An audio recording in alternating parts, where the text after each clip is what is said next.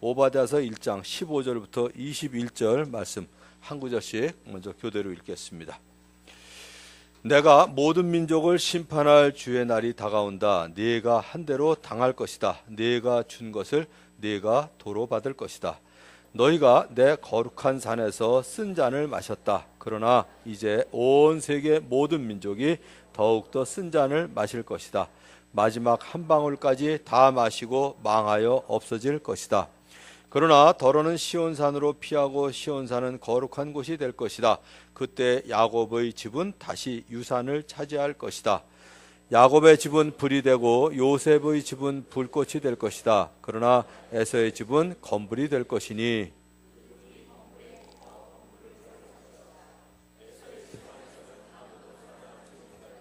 나 주가 분명히 말한다. 네겝 지방에서 올라온 내 백성이 에서의 산악지대를 차지하고 평지에서 올라온 내 백성은 블레셋 땅을 차지할 것이다. 그들은 에브라임의 영토와 사마리아의 영토를 차지할 것이다. 베냐민은 길르앗을 차지할 것이다. 잡혀갔던 이스라엘 포로는 돌아와서 가나안 족속의 땅을 사르밧까지 차지하고 예루살렘에서 스바랏으로 잡혀갔던 사람들은 남쪽 유다의 성읍들을 차지할 것이다. 같이 읽겠습니다.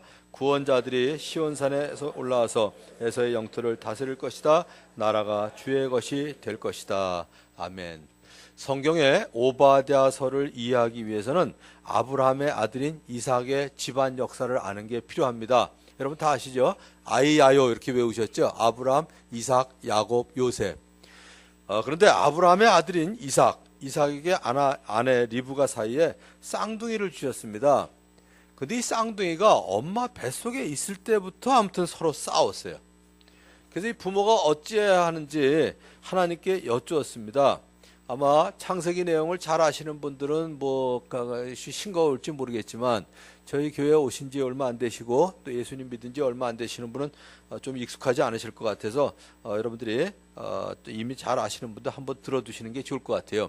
엄마 뱃속에서부터 싸웠습니다. 그래서 우리 교회는 쌍둥이 낳으신 분 안 계신가요?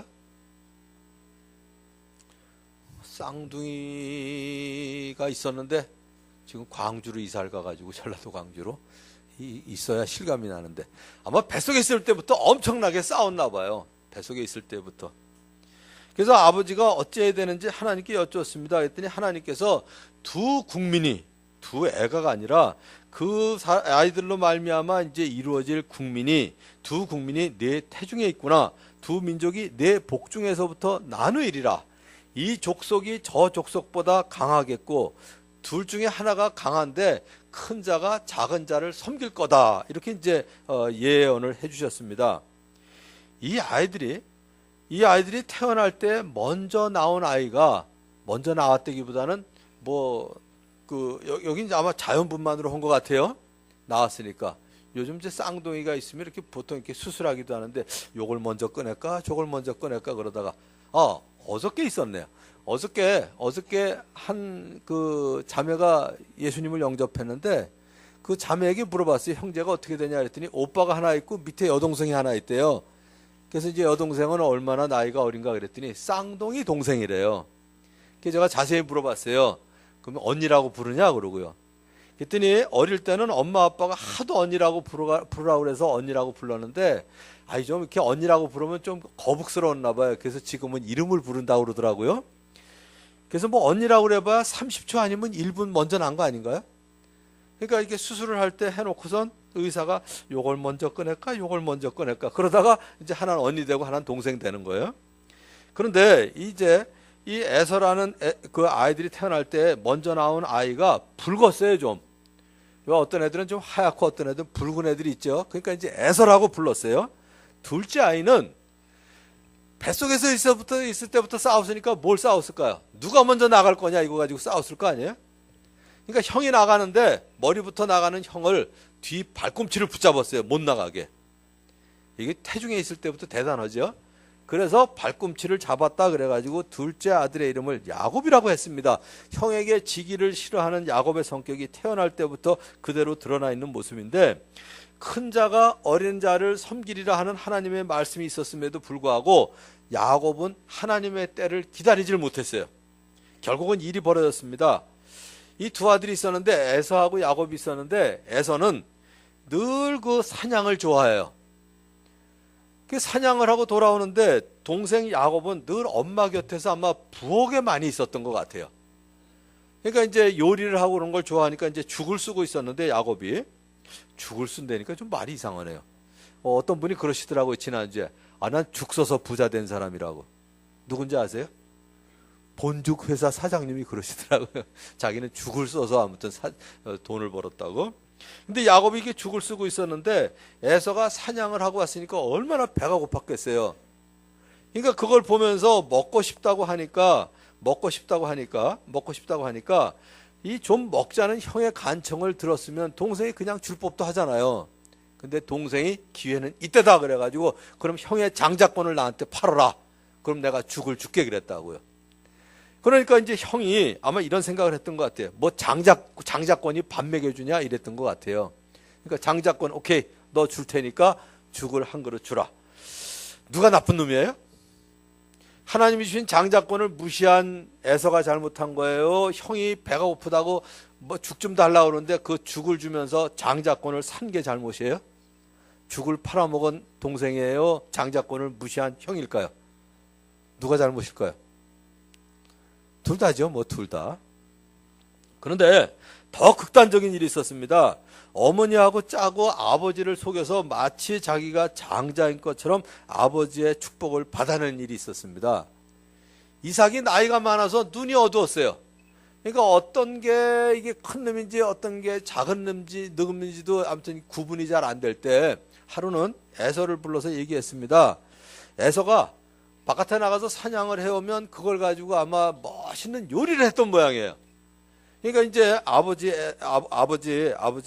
이삭이 더 눈이 어두워서 잘 보지 못하기 전에 네가 사냥을 해서 별미를 만들어 오면 내가 그걸 먹고 너한테 마음껏 축복을 해주겠다 이렇게 했는데 그 이야기를 누가 들었을까요?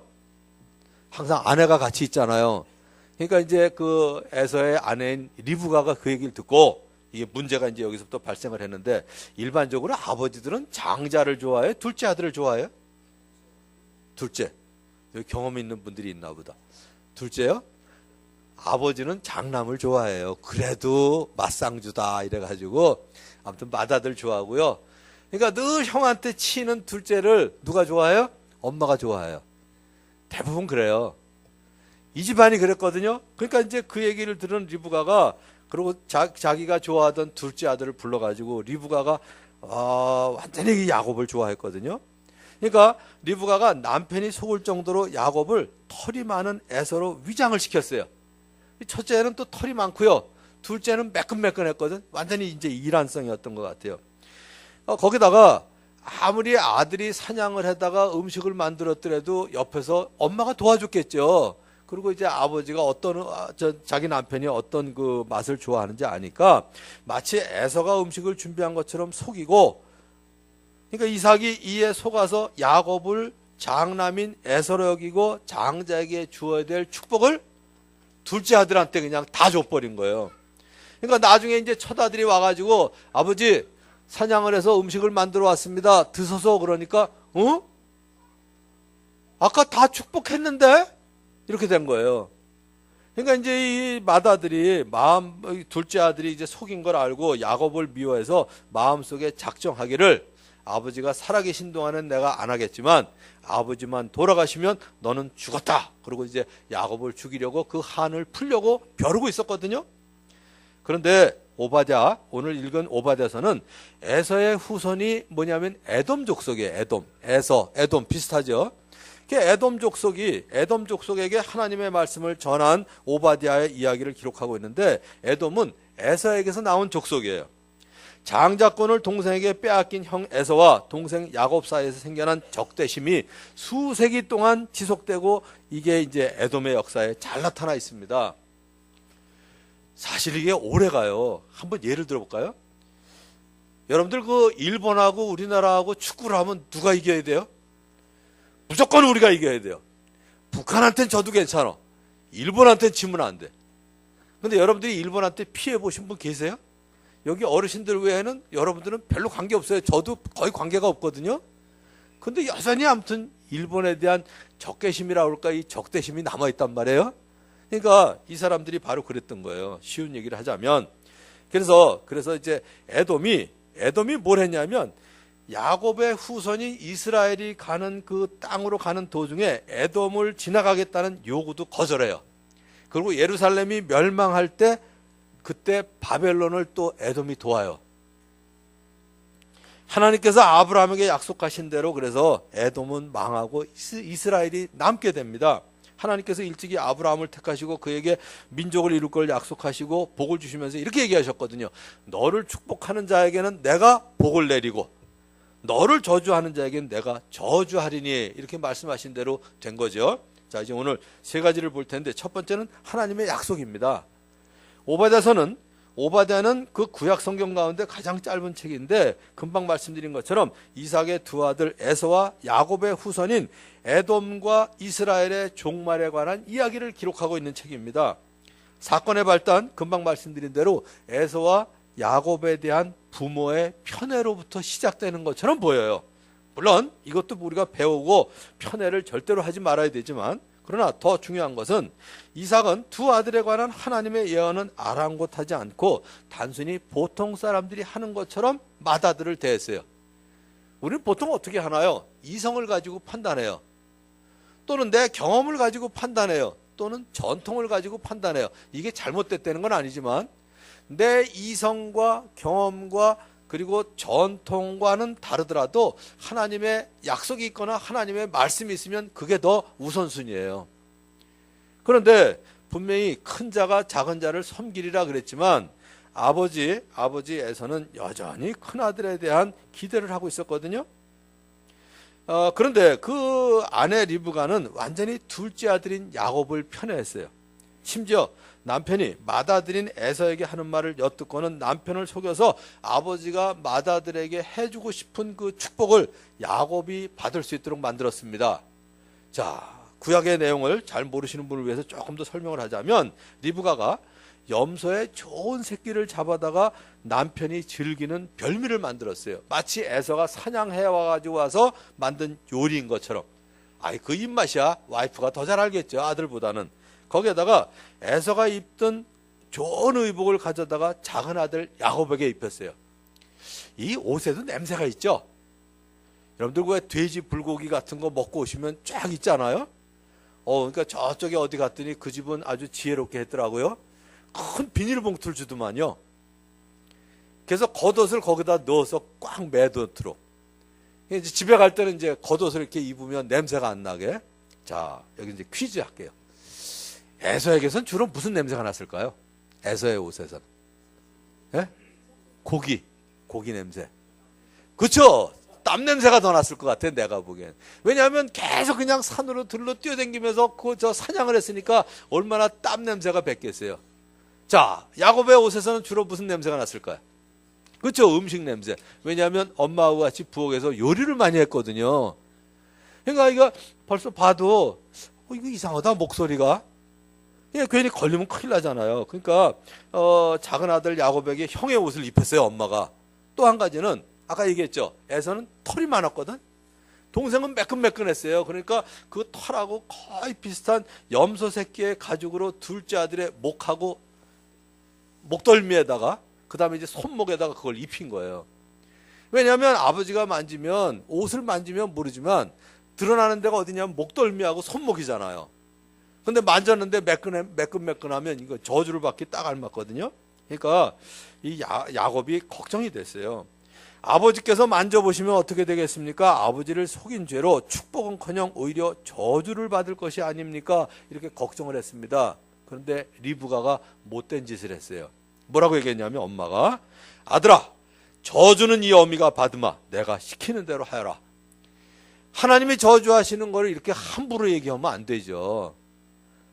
그래, 걱정 말아라. 이 정도는 모르지만 걱정 말아라. 저주는 이 어미가 받으마. 이러면 안 되죠. 사실은 이 엄마가 저주받았어요. 왜 그랬을까요?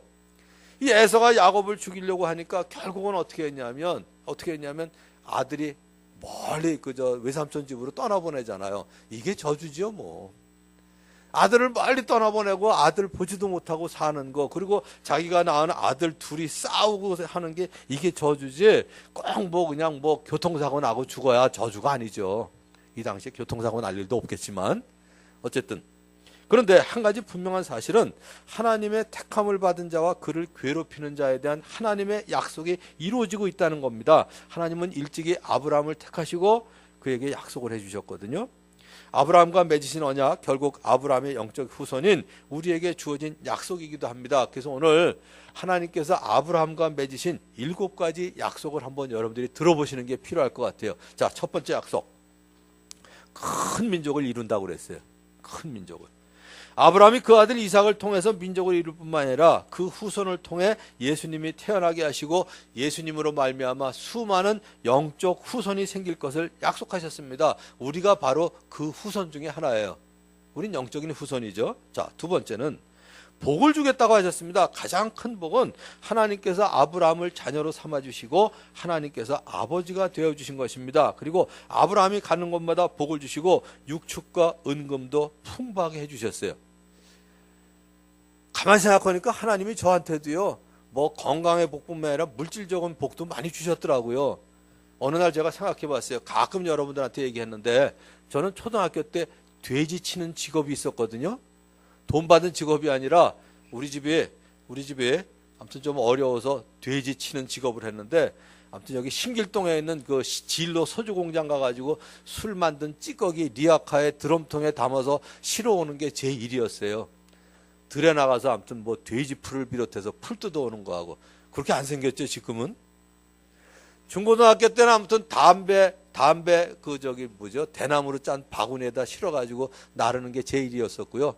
중동지방에 수출하던 여자들 속눈썹 만드는 게 제 일이었고요. 종이봉투 붙이는 게 일이었고, 대학 때는 방학 되면 아르바이트를 3탕씩 뛰면서 등록금 벌어가면서 공부하는 저였었는데요. 어느 날 가만히 생각하니까 제가 엄청 부자가 됐더라고요. 몇 년 전에 본 책이에요. 자, 여러분들의 경제 상태를 생각하면 상중하 중에 어디라고 생각하세요? 자, 우리 또 찬양한 진교일 형제한테 물어볼까? 상중하 중에. 상중하. 그냥 느끼는 대로 빨리 얘기하세요. 너무 어려워요? 그러면 9가지로 나눌게요. 상중상, 상중중, 상중하. 중중상, 중중중, 중중하. 이 3개 하니까 너무 어려운가 본데. 하중상, 하중중, 하중하 그러면 그 중에 중상. 그래도 저긴 자부심이 대단하네요. 저는 누가 물어보면 상 아닌 것 같고, 중도 차마 얘기를 못하겠고, 하인데 아주 하는 아니고 하중상일 거야 이렇게 생각을 했거든요.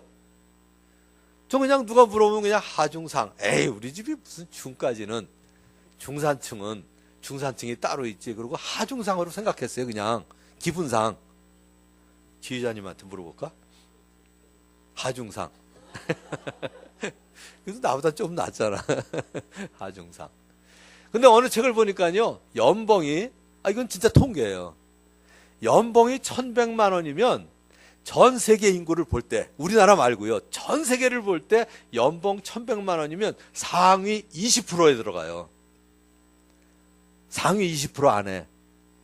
제가 보기에 우리 교인들은 제가 보기에는 거의 20% 안에 들어갈 거예요. 뭐 있다면 몇 명 빼고는. 1,100은 넘잖아요.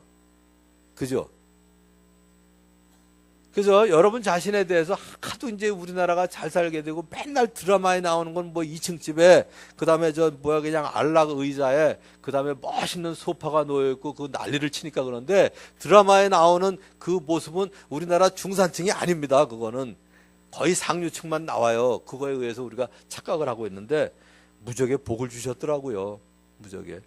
그래서 여러분들이 주신 거에 대해서 자꾸, 저는 아무튼 뭐 그냥 상 그러면 SK나 삼성이나 뭐 LG 이런 쪽인 것 같고, 중산층은 주로 내 친구들인 거, 그러니까 나는 하 이렇게 생각했는데 아니더라고요. 1,100만 원 넘으면 통계해요. 이건 믿을 것도 없어요. 그냥 사실로 받아들이시길 바랍니다. 연봉 1,100 넘으면 20% 안에 들어가는 거예요. 20% 안에. 20% 안에. 자, 세 번째는 뭐냐면 이름을 창대케 해주시는 건데, 실제로 무지한 사람을 빼놓고는 아브라함 모르고 이스라엘을 모르는 사람이 없어요. 거기에다가 모세나 다윗에 대해서는 안 믿는 사람도 거의 다 알지 않아요? 그 정도로 이름을 창대케 해주셨습니다. 네 번째, 복의 근원이 된다. 즉 아브라함을 따르던 롯이 복을 받았고요. 롯은 아브라함 곁에 있으면서 그와 함께 단을 쌓고 하나님의 이르는 복을 누렸어요. 그리고 양과 소와 장막을 소유하게 됐습니다. 너무 소유가 많아서 아브라함과 함께 있을 수 없을 정도가 되기도 했어요. 다섯째로 아브라함을 축복하는 자에게는 복을 내리고, 여섯째로 아브라함을 저주하는 저주하고, 마지막으로 땅의 모든 족속이 아브라함을 인하여 복을 얻으리라는 약속을 주셨습니다. 진짜 세계의 역사가 그런 것 같아요. 꼭 그 사람들이 다 하나님을 믿는 건 아니지만 적어도 유대인들을 보호하고 있는 나라는 거의 지금 경제적으로 부유해요. 한 군데만 제가 의문이에요. 그건 나중에 이제 하나님 나라 가서 여쭤봐야 될 텐데, 딱 한 나라만 이상해요.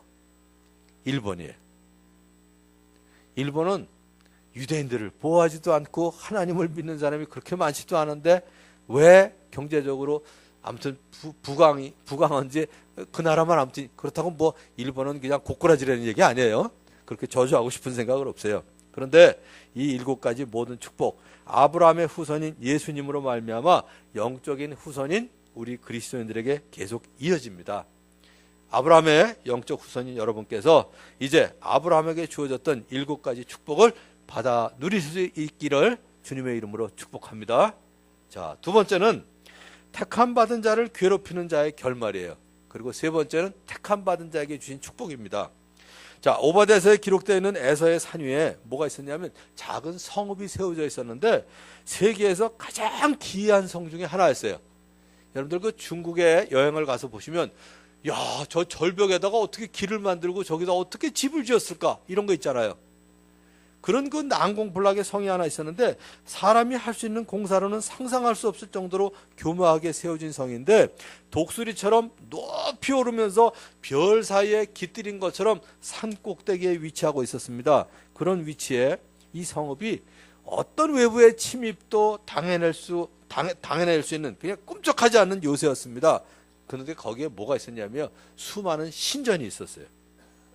그 건물들은 그 산 양쪽 절벽에 솟아나 있는 붉은색 바위를 캐내어서 다듬어서 세워졌습니다. 그들의 처소가 동굴 속에 있는 바위 틈에 있어서 누구도 침략을 할 수가 없었어요. 그러나 그들에게 주어질 결과는 오늘 2절에 보면 열국 중에 미약하게 되며 크게 멸시를 받게 된다, 이거였습니다. 사람은 쳐들어갈 수가 없어서요, 하나님이 끌어내시면 그냥 끝이에요. 독수리처럼 높이 오르며 별 사이에 깃들이는 것처럼 높은 곳에 거할지라도 하나님께서는 그들을 그곳에서 끌어내리겠다고 말씀하셨습니다. 그들이 얼마나 심하게 망하게 될 것에 대해서 하나님은 다음과 같이 표현을 하셨어요. 내게 도둑대가 들고 밤에 강도대가 왔다면, 자, 여기 이제 실감나는 예를 제가 하나 얘기할게요. 제가 목회하기 전이에요. 20년 전 얘기인데, 어느 날 제가 돕던 형제가 이제 결혼식을 하기 때문에 결혼식을 축하하기 위해서 결혼식장을 갔다 왔는데, 그때 제가 단독주택을 새 들어서 살고 있었거든요. 대문이 빠끔히 열려 있더라고요. 갑자기 불안한 거 있죠. 그래가지고 현관문을 조심스럽게 열었더니 현관문 앞에 이렇게 화분이 하나 있었는데 거기에 칼이 하나 꽂혀 있더라고요. 갑자기 졸음이 사라지죠. 그 다음에 저쪽 안방을 봤더니 안방문 앞에도 화분이 하나 있었는데 거기도 칼이 하나 꽂혀 있는 거예요. 그러니까 여차하면 아무튼 덤비려고 그랬던 것 같아요. 다행히도 이제 우리가 오기 전에 다 갔기 때문에 이제 피해를 보지는 않았는데, 방문을 열어봤더니요, 세상에 이불이고 옷이고 아무튼 다 꺼내놓은 거예요. 그래서 알았어요. 뒤져도 안 나오니까 다 뒤진 거예요. 그래서 그때 알았어요. 문에다가 돈 좀 놔둬야 되겠구나, 다 뒤지지 않으려면. 그 사람이 뒤지다가 갖고 갈 게 없으니까, 이게 가짜가 아니라 아무튼 뭐 그때 비닐로 만든 그 가죽 잠바였었는데 그게 가죽인 줄 알고 입고 가고 지 파카를 벗어놓고 갔더라고요. 그 파카가 더 비싼 건데 찜찜해서 입을래다가 그냥 안 입고 말았는데, 또 하나는 저 동대문 중고시장에서 사온 카메라가 하나 있었는데 그거 집어갔더라고요. 2개 외에는 아무것도 안 가고. 근데 보통 그러잖아요. 없어도 이렇게 없는 건 말이 안 된다. 그러니까 보통 돈을 어디다 감추나요? 자, 우리 김태정 장로 어머니 돈을 어디다 주러 감추세요? 집에 별로 없어요. 옛날에들은 왜 이불 틈 사이에 아니면 베개 사이에 두니까 거기는 있으리라 그러고 아무튼 뒤졌나 봐요. 그래도 어쨌든 장도 놔두고 가고 다 놔두고 갔잖아요. 옷 하나 하고 저 카메라 하나 외에는. 그런데 오늘 그 얘기를 하시는 거예요. 내게 도둑대가 들고 밤에 강도대가 왔다면 내 사정이 훨씬 나았을 것이다. 뭐냐면 그들이 모두 다 가져가지는 않았을 것이기 때문이다. 내 포도원이 도둑을 맞았다가 하더라도 포도원에 도둑이 들어도 포도를 싹 쓸어가지는 않았을 거 아니에요. 그래도 뭐 이삭은 남길 거 아니에요. 남은 거는. 그런데 하나님이 정리하시면 그 정도가 아니다 이거예요. 어찌 그토록 망하게 되었느냐. 에서가 얼마나 샅샅이 수색을 당하였으며 숨겨둔 그의 보물들이 어찌 그토록 모조리 발각되어 강탈을 당하였는고 하시는 거예요. 그런데 그렇게 된 이유가 뭘까요? 에돔은 아까 말씀드렸죠. 에서에게서 나온 족속이에요. 야곱의 형 에서의 후손들이 저기를 가지고 끊임없이 유대인들을 대하는 거예요. 그래서 야곱과 에서 때부터 싹튼 그 증오의 마음이 계속 그들 속에 흘러서 에돔이 유다를 침략하는 모든 나라를 후원했어요. 자, 한번 보세요. 여기 두 형제가 있는데 동생이 너무 미워. 때려 죽이고 싶어. 그런데 동네 형들이 와가지고 이 동생을 괴롭히면 이 형이 어떻게 해야 돼요? 이때다 그러고 같이 때려야 돼요. 너희들 왜 내 동생 때려 그러고 말려야 돼요. 적어도 그때는 말려야죠. 근데 그게 아니라 같이 가서 때린 거야. 그리고 같이 뺏어오고요. 그러니까 이제 이 모든 나라 에돔이 예루살렘이 멸망할 때도 도와줬거든요. 바벨론을. 아무리 동생이 미워도 동생이 딴 사람한테 맞을 때는 도와줘야죠. 그런데 이 에돔이 그러질 않았어요. 그래서 바벨론에게 그 동생이 망하긴 했지만 도운 지 5년 만에 자기도 바벨론에게 멸망을 했습니다. 이 마카비 시대라고 아마 여러분들이 역사책에서 많이 보셨을 텐데 그때 더 심한 적대 행위를 했고요. 그 뒤에 에돔이 헤롯을 통해서 유다 지방의 지배권을 획득하기도 했고요. 그런데 그들은 주 70년 예루살렘이 멸망할 때 완전히 세계 역사에서 사라져 버렸고요. 3세기에 이르렀을 때는 그들의 에돔의 언어까지 소멸되어 버려서 흔적이 없어져 버렸어요. 그런데 이 이스라엘을 대적한 에돔에 대한 심판은 오늘날 그리스도인들에게도 큰 격려가 되는 사건입니다. 하나님께서는 지금도 그의 백성을 결코 버리지 아니할 것을 보여주셨습니다. 그리고 하나님의 백성을 핍박하는 나라는 반드시 하나님의 심판을 받게 될 것을 경고하고 있습니다. 우리 그리스도인들은 그리스도께서 다시 오실 때 성취될 언약의 상속자임을 늘 기뻐하는 여러분 되시길 바라요. 그리스도의 안에서 경건하게 살려고 살 때 주위에서 핍박 많이 하지 않나요? 하나님이 그들에 대해서 보응하신다는 사실을 반드시 아셨으면 좋겠어요. 요새는 사실은요, 보응하실 걸 믿기도 하지만 너무 심하게 보응하실까 봐 제가 기도를 하나 더 붙여요. 너무 심하게 하지 마시라고요.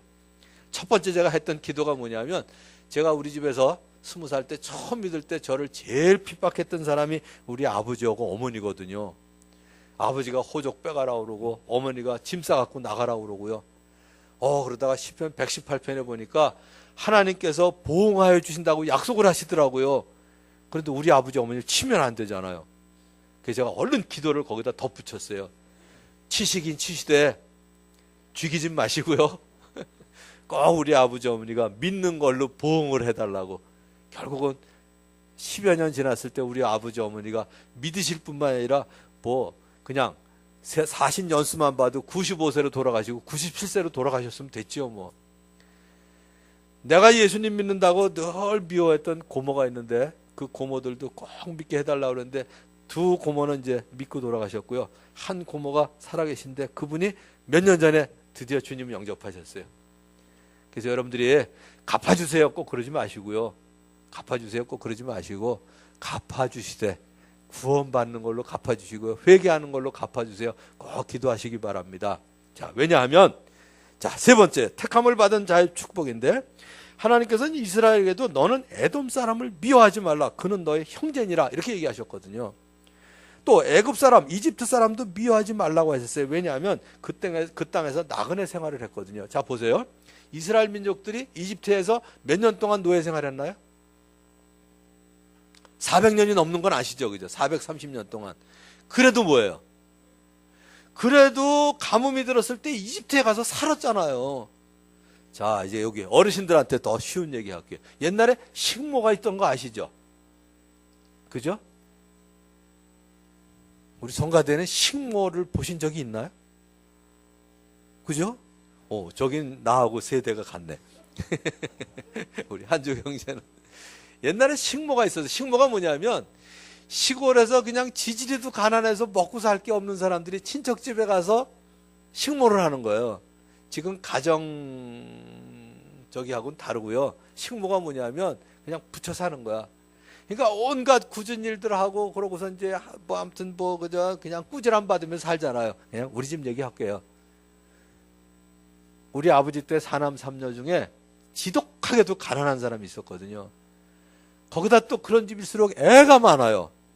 아무튼 7인가 8인가 돼가지고 우리 사촌 누님이 잘 사는 우리 고모댁에 가서 살았거든요. 그러니까 옛날에는 뭐 난방시설이 있어요, 뭐가 있어요. 맨날 찬물에 빨래하고 아무튼 뭐 청소하고 그러니까 손이 터지는 거야.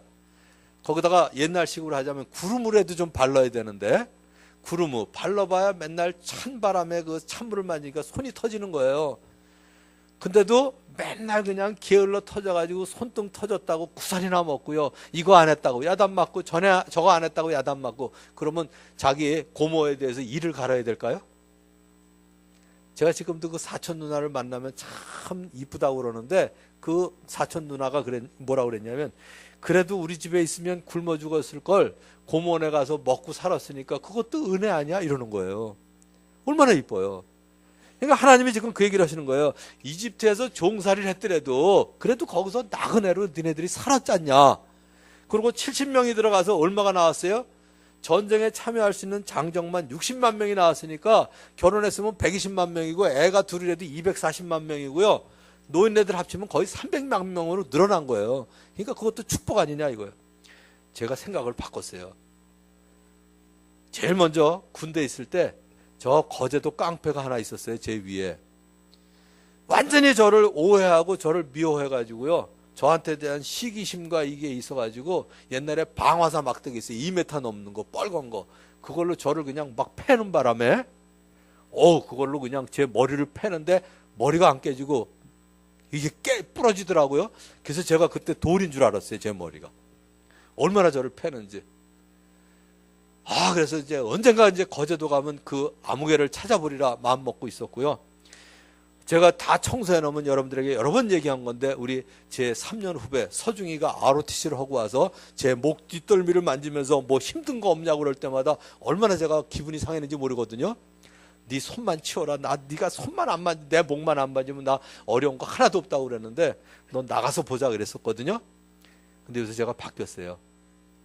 그 덕분에 제가 무지하게 단단해졌거든요. 그 덕분에 그래도 인격이라도 개발됐잖아요. 겸손해지고. 그러니까 그것도 감사하더라고요. 제가 20년 만에 선교단체를 그만두고 나왔는데 부득이 그것도 그만두고 나왔는데 원망하는 마음도 있었는데 제가 바뀌었어요. 그래도 거기에서 제가 복음 듣고 예수님 믿었고요. 예수님 믿는 사람이 어떻게 살아야 되는지 기본적인 훈련을 거기서 다 받았거든요. 그래서 지금 제가 있으니까 얼마나 감사해요.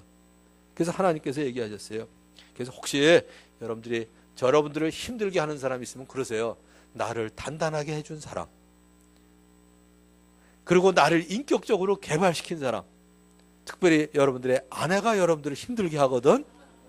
나를 인격 개발시켜준 여자. 여러분들이 힘들게 한 남편이 있으면 나를 이렇게 단단하게 세워준 우리 남편. 그리고 오늘부터 감사하고 기뻐하시기 바라요. 별로 없나 보다. 아멘 하는 거 보여. 그런데 교회 공동체 안에서는 더 말할 것도 없습니다. 구원받은 성도들은 하나님의 형상대로 만든 하나님의 작품이잖아요. 거기다가 예수님이 그들을 구원하시기 위해서 몸값으로 그들의 죄값을 대신 치러주셨고요. 그 사람들 안에도 성령이 있는 성전이잖아요. 성전. 절대로 손가락질 하시면 안 돼요. 자, 몇 년 전에 얘기했던 건데 최근에 오신 분들을 얘기할게요. 이렇게 뭐 저런 게 있나 그러고 손가락질을 하면 하나는 어디로 가요? 하늘로 올라가요. 하나님 뭐 저 따위를 만드셨어요? 하나님 욕하는 거예요. 누가 내 자식 욕하면 저는 기분 되게 나빠요. 저는 얼마나 잘나서 그러고. 그러니까 누구를 욕하면 결국은 하나님 욕하는 거고요. 나머지 세 개는 뭐예요? 전부 나를 향하잖아요. 그런 너는 얼마나 잘났냐. 또 이랬다고 여러분들이 뭐 저런 게 있냐고 그러시면 안 돼요. 이거 하지 말라는 얘기지 이렇게 하라는 얘기 아니에요. 가끔 농담 뭐 저런 게 있나. 이거는 저분 이럴 때 쓰는 거지. 저런 거 그럴 땐 이렇게 하시면 안 돼요. 그건 하나님이 미워하세요. 너는 에돔 사람을 미워하지 말라. 자기들을 그렇게 그냥 미워해가지고 빨리 갈 길도 못 가게 하고 다른 사람한테 피해를 볼 때 도왔던 에돔까지도 미워하지 말라고 그랬고요. 그렇게 그냥 노예로 써먹었던 고생을 시켰던 이집트도 미워하지 말라고 그러셨거든요. 근데 교회 공동체 안에서는 더 마찬가지죠. 오바댜서는 시온의 구원에 대한 약속으로 끝이 납니다. 자, 오늘 17절입니다. 야곱 족속은 자기 기업을 누릴 것이며 이스라엘은 넘어졌던 자리에서 일어나서 그들의 본 땅을 찾고 블레셋과 에돔 땅까지도 소유하게 되고요. 약속된 메시아의 거룩한 통치를 받는 가운데 기뻐하리라고 예언되었습니다. 다른 선지자들과 마찬가지로 오바댜도 주의 날이 임하실 것을 예언하고 있습니다. 그리고 메시아 왕국이 설립될 것을 예언하고 있습니다. 이제 마지막 여러분들이 사도 바울을 통해서 주신 약속을 다시 한번 기억하면서 아멘으로 화답하시고 승리하는 삶을 살길 바라요. 자, 졸린 눈을 뜨시고요. 이제는 맨정신으로 눈을 감으시고 제가 읽어드리는 로마서를 한번 들으시기 바라요. 그리고 아멘으로 군데군데 화답하시면 되겠습니다. 그렇다면 이런 일을 두고 우리가 무엇이라고 말할 수 있겠습니까? 하나님이 우리 편이시면 누가 우리를 대적하겠습니까? 자기 아들을 아끼지 않으시고 우리 모두를 위하여 내주신 분이 어찌 그 아들과 함께 모든 것을 우리에게 선물로 거저주지 않으시겠습니까? 하나님께서 택하신 사람들을 누가 감히 고발하겠습니까? 의롭다 하시는 분이 하나님이신데 누가 감히 그들을 정죄하겠습니까? 그리스도 예수는 죽으셨지만 오히려 살아나셔서 하나님의 오른쪽에 계시며 우리를 위하여 대신 간구하여 주십니다. 누가 우리를 그리스도의 사랑에서 끊을 수 있겠습니까? 환난입니까? 곤고입니까? 박해입니까? 굶주림입니까? 헐벗음입니까? 위협입니까? 또는 칼입니까? 성경에 기록한 바 우리는 종일 주님을 위하여 죽임을 당합니다. 우리는 도살당할 양과 같이 여김을 받았습니다. 한 것과 같습니다. 그러나 우리는 이 모든 일에서 우리를 사랑하여 주신 그분을 힘입어서 이기고도 남습니다. 나는 확신합니다. 죽음도 삶도 천사들도 권세자들도 현재일도 장래일도 능력도 높음도 깊음도 그 밖에 어떤 피조물도 우리를 우리 주 예수 그리스도 안에 있는 하나님의 사랑에서 끊을 수 없습니다. 아멘. 이제 눈을 뜨시고요. 예수님이 다시 오시는 그날까지 바울을 통해서 약속해 주신 이 말씀들을 다시 확신하면서 승리의 삶을 사시는 여러분이 되시기를 주님의 이름으로 축원합니다. 기도하겠습니다. 오늘도 세 가지 위해서 기도할게요. 무릇 그리스도 예수 안에서 경건하게 살려고 하면요, 세상이 너무 혼탁해서 어려운 핍박을 받을 수밖에 없습니다. 그런 만큼 우리가 정말 주님 안에서 경건하게 살고자 하는 치열한 영적 전투를 하셔야 될 것 같아요. 그러면 예배를 사모하게 됩니다. 여러분들이 꼭 예배를 사모하는 삶을 사셨으면 좋겠어요. 예배를 통해서 기름을 체험받고 탄약을 다시 공급받는 그 예배, 그리고 모든 민족을 제자로 삼기 원하시는 주님 앞에서 여러분들의 모든 목장을 통해서 적어도 2016년도에도 한 명 이상 꼭 예수님을 믿고 구원받도록 위해서 기도하시고요. 오늘 들은 바 말씀을 통해서 혹시 여러분들 마음속에 아직도 미워하는 사람이 있다면, 정리되지 않은 사람이 있다면 꼭 그를 축복하고 평화하고자 하는 다짐이 있는 기도를 하시고 1분 동안 같이 통성으로 기도하고 제가 기도하고 마치도록 하겠습니다. 하나님 아버지 감사합니다. 이제 오늘 오바댜서를 통해서 아버지 하나님 귀한 축복의 말씀을 주시니 감사합니다. 하나님 아버지 모든 민족으로 제자를 삼기 원하시는 아버지 하나님, 우리 모든 목장을 통해서 2016년도에도 구원받는 한 사람 이상 생기게 도와주시고 아버지 하나님, 이제 혼탁한 세상 속에서 죄로 오염된 세상 속에서 의롭게 살려고 하는, 하나님의 뜻을 따라 살려고 하는 아버지 하나님, 이런 영적 전투를 통해서 예배를 사모하는 삶을 살도록 주여 도와주시옵소서. 제 마음속에 아직도 미워하는 사람이 있다, 나를 힘들게 했던 사람이 있다면 나를 탄탄하게 해주고 오히려 인격을 개발시켜준 사람으로 알고 아버지 하나님, 이로 인하여 감사하는 삶을 살도록 인도하여 주시옵소서. 하나님 아버지 감사합니다. 오늘도 오베데서를 통해서 택함받은 사람이, 택함받은 이 그리스도인의 삶이 얼마나 복된 삶인가를 알게 하시니 감사합니다. 하나님 아버지, 무릇 그리스도 예수 안에서 경건하게 살고자 하는 자는 이 오염된, 죄로 오염된 세상 속에서 핍박을 받을 수밖에 없다고 말씀하셨습니다. 아버지 하나님, 정말 주님을 기쁘시게 하는 삶, 경건한 삶을 살려고 하는 이 영적 전투를 통해서 늘 예배를 사모하는 삶을 살게 도와주시옵소서. 예배를 드릴 때마다 또 우리에게 감동과 감격이 있게 하여 주시옵소서. 모든 민족을 제자로 삼기 원하시는 아버지 하나님, 2016년도에도 적어도 우리 목장에서, 아니 나의 삶을 통해서 적어도 한 명 이상 꼭 예수님 믿는 사람이 생기게 도와주시옵소서. 아버지 하나님, 이제 이스라엘에게도 에돔을 미워하지 말고 이집트를 미워하지 말라고 하셨사온데, 혹 나를 어렵게 하고 상처 준 사람이 있다면 그 사람을 위해서도 나를 단단하게 해준 사람, 나의 인격을 개발시켜 준 사람으로 알고 그를 축복하고 그와 할 수 있는 대로 평화할 수 있는 믿음과 사랑을 가질 수 있도록 주여 도와주시옵소서. 예수님의 이름으로 기도하옵나이다.